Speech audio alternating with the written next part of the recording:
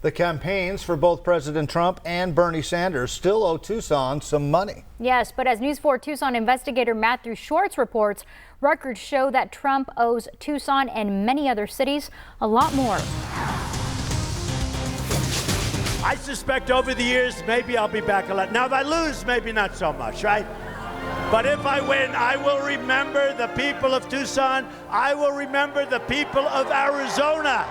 I will remember the people of Arizona. Although then candidate Donald Trump told supporters he'll remember Tucson, his campaign has still not paid Tucson. As we first reported 3 years ago, records show the 2016 Trump for President campaign owes the city nearly $82,000 taxpayers' dollars. The bill was for police providing security during a rally at the convention center. Bernie Sanders' campaign owes the city $44,000 for his 2016 rally at the TCC. Senator, KVOA, Senator, quick question. It turns out Tucson is far from alone, especially considering Trump's unpaid bills.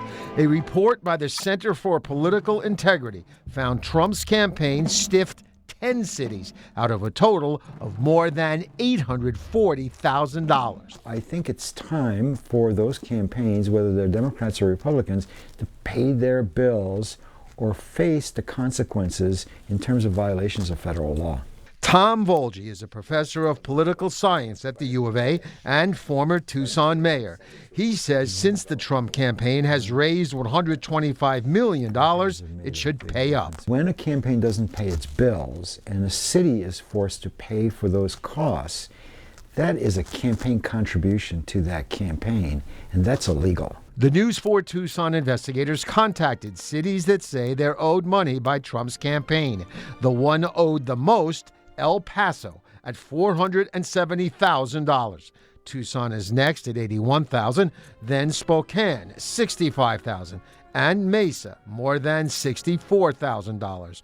The total the Trump campaign owes the 10 cities, more than $841,000. What we'll do is we will build in the projected costs for those types of services into the deposit, which is required to be paid up front. Tucson City Attorney Mike Rankin first told us last year about a new policy. Candidates will no longer be allowed to hold a rally in Tucson without an upfront payment. The amount will be based on the candidate's needs and police department input. If a particular user doesn't want to agree to our terms, then they'll have to find another place to hold their event. It's pretty tough talk. Well, it's just protecting public funds.